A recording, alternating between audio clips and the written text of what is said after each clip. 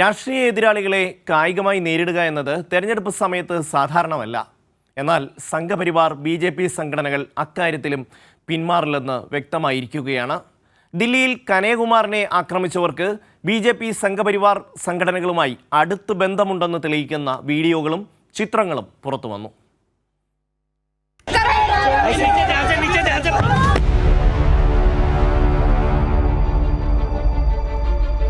രാജ്യതലസ്ഥാനമായ ദില്ലിയിൽ 7 ലോക്സഭാ മണ്ഡലങ്ങളാണുള്ളത്. കഴിഞ്ഞ തവണ 7 ബി.ജെ.പി. തൂത്തുവാരി. എന്നാൽ ഇത്തവണ കോൺഗ്രസും ആം ആദ്മി പാർട്ടിയും സഖ്യമായതോടെ ബി.ജെ.പി. പതറി.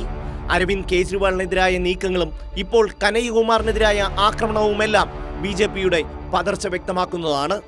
ആം ആദ്മി പാർട്ടിയും കോൺഗ്രസും സഖ്യമുണ്ടാക്കരുതെന്ന് ബി.ജെ.പി. ആത്മാർത്ഥമായി ആഗ്രഹിച്ചിരുന്നു.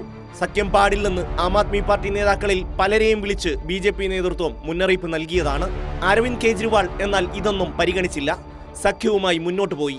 4 സീറ്റിൽ ആം ആദ്മി പാർട്ടിയും 3 സീറ്റിൽ കോൺഗ്രസുമാണ് ദില്ലിയിൽ മത്സരിക്കുന്നത്. ഇതേ തുടർന്നാണ് അരവിന്ദ് കെജ്രിവാളിനെ ജയിലിലാക്കാനുള്ള നീക്കങ്ങൾക്ക് വേഗതയേറിയത്. ഇപ്പോൾ കനയ്യകുമാറിനെതിരെ നോർത്ത് ഈസ്റ്റ് ദില്ലിയിൽ പരാജയം മണക്കുന്ന ബി.ജെ.പി. സ്ഥാനാർത്ഥി മനോജ് തിവാരി ഗുണ്ടകളെ കൊണ്ട് കനയ്യകുമാറിനെ നേരിടാനാണ് ശ്രമിക്കുന്നത്. RSSന്റെയും ബി.ജെ.പിയുടെയും എല്ലാ പ്രതിരോധങ്ങളെയും തട്ടിമാറ്റിയ ചരിത്രമാണ് കനയ്യകുമാറിനുള്ളത്. JNU നേതാവായിരുന്ന കനയ്യകുമാറിനെ തകർക്കാൻ ബി.ജെ.പിയും കേന്ദ്ര സർക്കാരും പഠിച്ച പണി 18 നോക്കിയതാണ്. ദിവസങ്ങളോളം ജയിലിലിട്ടു. ഇപ്പോൾ തെരഞ്ഞെടുപ്പ് നടക്കുമ്പോൾ കനയ്യയെ കായികമായി ആക്രമിക്കാനും ദേഹത്ത് മഷി ഒഴിക്കാനുമാണ് സംഘപരിവാർ അനുകൂലികൾ ശ്രമിച്ചത്. അറിയപ്പെടുന്ന ഗുണ്ടയും സംഘപരിവാർ അനുകൂലിയുമായ ദഷ് ചൗധരിയാണ് കനയ്യയെ ആക്രമിച്ചത്. ബി.ജെ.പി. പരാജയഭീതിയിലാണ്. അരവിന്ദ് കെജ്രിവാളിനെതിരെയും ഇപ്പോൾ കനയ്യകുമാറിനെതിരെയും എന്തും ചെയ്തു പോകുന്ന അവസ്ഥയിലാണ് ഇപ്പോൾ ബി.ജെ.പി.